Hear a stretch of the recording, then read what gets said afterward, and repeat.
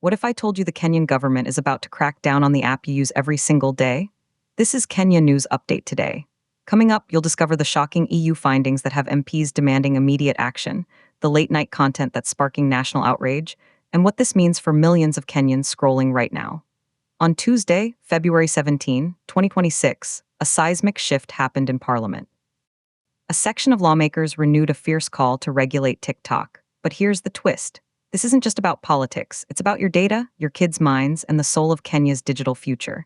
Meet MP Eric Muchanji Karemba from Ruyenjes. He acknowledged the internet's power for our economy.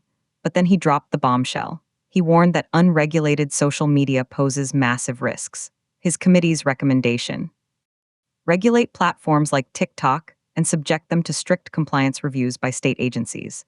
The inciting incident was clear. The debate had begun. Seconding the motion was Ru Araka MP Tom Joseph Kajewang. He switched stance from political leader to a father raising kids in a digital world. He stressed that leaders have a constitutional duty of care. He cited mental health challenges, data privacy violations, and a terrifying trend of social isolation among teenagers. He argued these issues are no longer speculative. They're visible. Countless youth are sacrificing real-world interactions for endless hours online. But here's what nobody's talking about. The scrutiny isn't just local. It follows a damning EU preliminary investigation from February 6, 2026. That investigation found TikTok in breach of the Digital Services Act. The culprits? Features like infinite scrolling, autoplay, and hyper-personalized recommender systems. The EU says these features reduce users' self-control and directly harm the mental well-being of minors. And then, something shocking happened. The MPs revealed the high volumes of inappropriate content, especially during late-night live streams. This content sparked national outrage. It often featured nudity and acts that violate Kenya's core cultural and religious values. Here's the part that will blow your mind. The government had already directed all social media companies, including TikTok, to establish physical offices in Kenya. This move is meant to enhance accountability, to curb misuse. With Parliament's growing support, the motion is now headed to the Committee on Information, Communication and Innovation.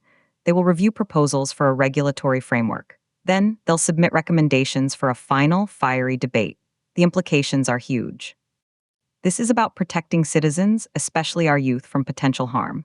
Ka Jae-wong made it clear, regulation doesn't necessarily mean a total ban. It means ensuring accountability. But the controversy is real. Some say this is necessary oversight to safeguard our society. Others fear it's the first step towards censorship and control of digital spaces. The tension is palpable. The bigger picture? Kenya is at a digital crossroads. Do we embrace innovation at all costs, or do we build guardrails to protect our people? The question remains unanswered. Where do we draw the line? This is the TikTok regulation debate that will define a generation. Do you think Kenya should strictly regulate TikTok to protect data and mental health, or is this government overreach? Drop your take in the comments. Subscribe to Kenya News Update today for more breaking news that hits close to home.